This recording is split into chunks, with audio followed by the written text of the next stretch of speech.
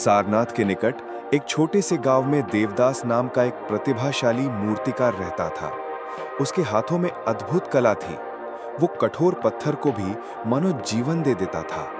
गांव के लोग कहते थे कि देवदास की बनाई मूर्तियां सांस लेती हुई लगती हैं। एक दिन गांव के धनी सेठ हरिदास ने देवदास को अपने घर बुलाया। देवदास, सेठ जी ने कहा, मैं चाहता हूं कि तुम मेरे लिए भगवान बुद्ध की एक अनुपम प्रतिमा बनाओ, लेकिन ये कोई साधारण मूर्ति नहीं होनी चाहिए। इसमें वो दिव्य मुस्कान होनी चाहिए जो मन को शांति दे दे, जो देखने वाले के हृदय में करुणा जगा दे। देवदास ने सिर हिलाया। जी सेठ जी, मैं पूरी लगन से काम करूंगा। सेठ जी ने उसे एक सुंदर काले पत्थर का टुकड़ा दिया और कहा, यह पत्थर मैंने गया से मंगवाया है, इससे ही मूर्ति बनानी है। समय 3 महीने का है। देवदास ने पत्थर को ध्यान से देखा। यह वास्तव में उत्कृष्ट गुणवत्ता का था। वो खुशी से अपने घर लौट आया और अगले दिन से काम शुरू कर दिया। पहले सप्ताह में उसने मूर्ति का मोटा ढांचा तैयार किया, दूसरे सप्ताह में चेहरे की बारीकियां उकेरी, तीसरे सप्ताह में वस्त्र और हाथ पैर की नक्काशी की, चौथे सप्ताह में आंखें और नाक बनाए। लेकिन जब होठों की बारी आई तो देवदास रुक गया। वो रोज कई घंटे बैठकर मुस्कान बनाने की कोशिश करता, लेकिन कुछ ना कुछ कमी रह जाती। कभी मुस्कान बनावटी लगती, कभी अधूरी, कभी बेजान। वो परेशान हो गया। 2 महीने बीत गए। देवदास दिन रात मेहनत करता रहा, लेकिन वो दिव्य मुस्कान नहीं बना पा रहा था जो सेठ जी चाहते थे। वो हताश होने लगा। एक शाम जब वो अपने काम से निराश होकर बैठा था तो उसके मित्र राहुल ने आकर कहा, देवदास, मैंने सुना है कि कल सुबह गौतम बुद्ध हमारे गांव आ रहे हैं। वे यहाँ के बरगद के पेड़ के नीचे विश्राम करेंगे और लोगों को उपदेश देंगे। देवदास के मन में एक विचार आया, अगर मैं स्वयं बुद्ध को देख सकूं, उनकी मुस्कान को समझ सकूं, तो शायद मैं सही मूर्ति बना सकूं। अगली सुबह देवदास जल्दी उठकर गांव के बरगद के पेड़ के पास पहुंच गया। वहां पहले से ही सैकड़ों लोग इकट्ठे हो रहे थे। सभी बुद्ध के दर्शन की प्रतीक्षा में थे। सूरज की पहली किरणों के साथ ही भगवान बुद्ध अपने शिष्यों के साथ आए। देवदास ने जैसे ही उन्हें देखा, वह मंत्रमुग्ध हो गया। बुद्ध के चेहरे पर एक अलौकिक शांति थी और उनकी मुस्कान, वह मुस्कान जो देवदास महीनों से बनाने की कोशिश कर रहा था। बुद्ध बरगद के पेड़ के नीचे बैठे और बोलना शुरू किया, मेरे प्रिय बंधुओं, जीवन में दुख है, लेकिन दुख का कारण भी है। हम अपनी इच्छाओं, अपने मोह, अपने अहंकार से बंधे रहते हैं। जब तक हम इन बंधनों को नहीं तोड़ते, तब तक हमें शांति नहीं मिल सकती। देवदास ध्यान से सुन रहा था। बुद्ध की आवाज में एक मधुरता थी, उनके शब्दों में गहराई थी। तभी भीड़ में से एक व्यक्ति खड़ा हुआ। वह एक धनी व्यापारी लग रहा था। उसने कहा, भगवान, मेरे पास धन है, महल है, सेवक हैं, फिर भी मैं खुश नहीं हूं। हमेशा कुछ ना कुछ चिंता रहती है। बुद्ध ने मुस्कुराते हुए कहा, वत्स, तुम्हारी खुशी बाहरी चीजों पर निर्भर है। जो चीजें आई हैं वे जा भी सकती हैं। सच्ची खुशी तो भीतर से आती है।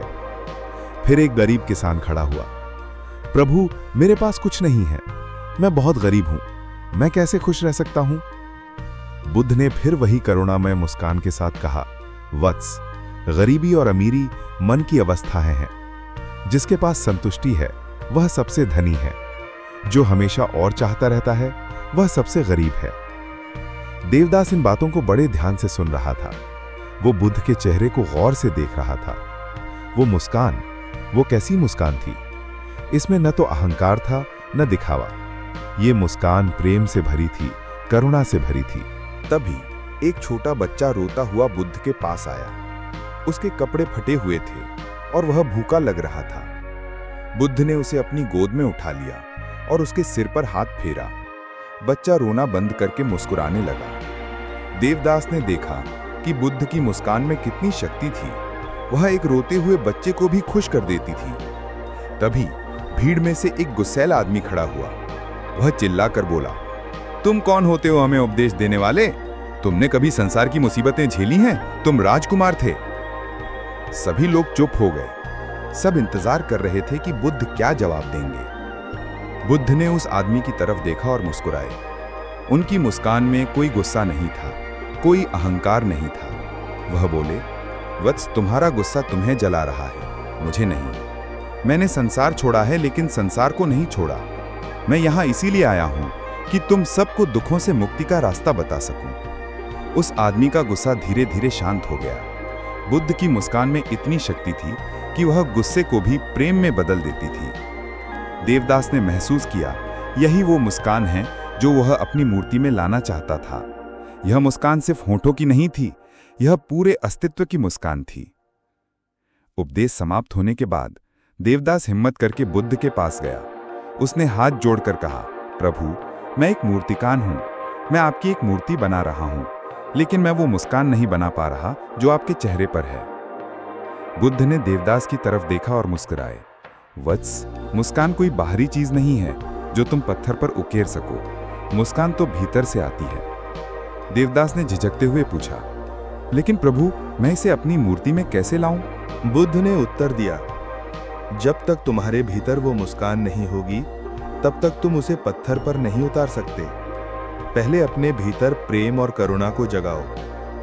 ये कैसे संभव है प्रभु? देवदास ने जिज्ञासा से पूछा।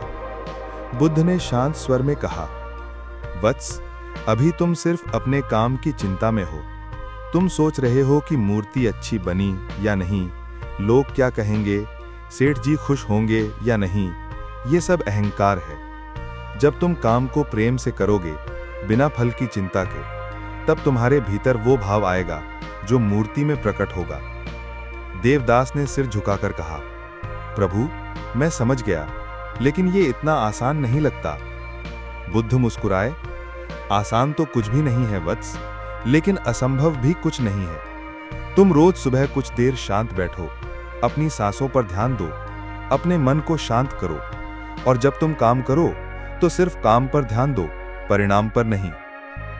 देवदास ने बुद्ध के चरणों में सिर झुकाया और घर लौट आया। उस रात वो बहुत देर तक सोचता रहा।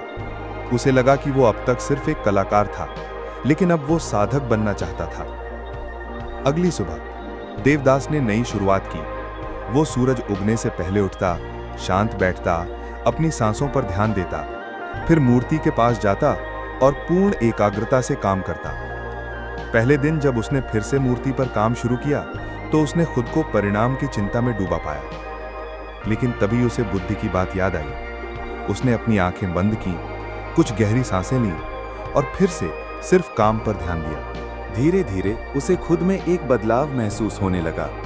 पहले वो जल्दबाजी करता था, अब वो धैर्य रखता था। पहले वो तनाव में रहता था, अब वो शांत था। एक सप्ताह बीत गया।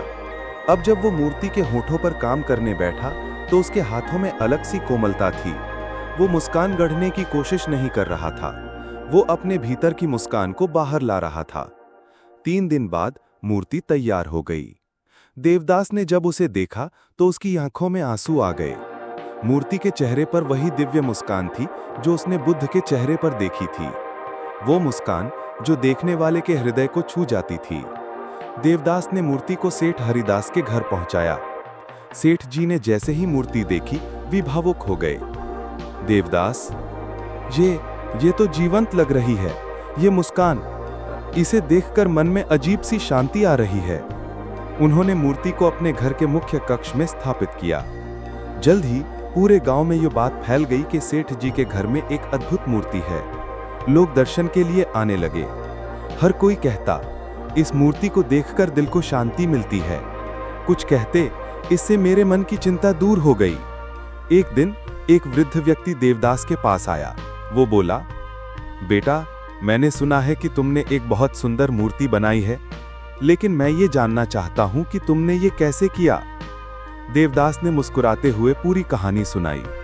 वृद्ध व्यक्ति ने सिर हिलाया और कहा, बेटा, तुमने एक बहुत बड़ी बात सीखी है।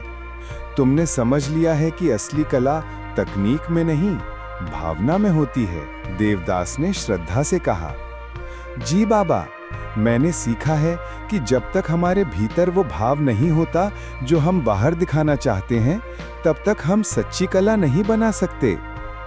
वृद्ध व्यक्ति बोले, बिल्कुल सही कहा बेटा, और ये बात सिर्फ कला के लिए नहीं, जीवन के हर क्षेत्र के लिए सच है। अगर हम दूसरों को खुश करना चाहते हैं तो पहले हमें खुद खुश होना होगा। अगर हम दूसरों को शांति देना चाहते हैं तो पहले हमारे भीतर शांति होनी चाहिए। उस दिन के बाद देवदास का जीवन बदल गया। वो अब सिर्फ मूर्तिकार नहीं था, वो एक अच्छा, शांत और करुणामय इंसान बन गया था। वो अपने काम को प्रेम से करता था, बिना फल की चिंता के। लोग कहते थे, देवदास के चेहरे पर भी अब वही मुस्कान आ गई थी जो उसकी बनाई मूर्ति में थी। वो खुश रहता था, दूसरों की मदद करता था और हमेशा शांत रहता था। महीनों बाद एक दिन बुद्ध फिर उस गांव में आए। देवदास उनसे मिलने गया। बुद्ध ने उसे देखते ही मुस्कुराकर कहा, वत्स, अब मैं तुम्हारे चेहरे पर भी वही मुस्कान देख रहा हूं। देवदास ने हाथ जोड़कर कहा, प्रभु, आपकी शिक्षा के कारण ही ये संभव हुआ है। मैंने सीखा है कि बाहरी सुंदरता अस्थायी होती है, लेकिन भीतरी सुंदरता स्थायी होती है। बुद्ध बोले, और यही सबसे बड़ी सीख है वत्स। जब हमारे भीतर प्रेम, करुणा और शांति होती है तो हमारा हर काम एक कला बन जाता है। तुमने न केवल एक सुंदर मूर्ति बनाई है, बल्कि अपने जीवन को भी सुंदर बना लिया है। उस दिन देवदास ने समझा, असली मूर्ति तो वो खुद बन गया था। पत्थर की मूर्ति तो केवल एक माध्यम थी, असली कला उसके भीतर के बदलाव में थी। आज भी जब लोग उस मूर्ति को देखने आते हैं तो वे कहते हैं, ये सिर्फ पत्थर की मूर्ति नहीं है, ये प्रेम और करुणा का प्रतीक है। और जब वे देवदास को देखते हैं तो कहते हैं, ये वही मुस्कान है जो भगवान बुद्ध के चेहरे पर होती है। ये कहानी हमें सिखाती है कि असली सुंदरता, असली कला और असली खुशी हमारे भीतर से आती है। जब हम अपने भीतर प्रेम, करुणा और शांति को जगाते हैं तो हमारा हर काम एक कलाकृति बन जाता है और हमारी मुस्कान बुद्ध की मुस्कान की तरह दूसरों के लिए शांति और प्रेरणा का स्रोत बन जाती है।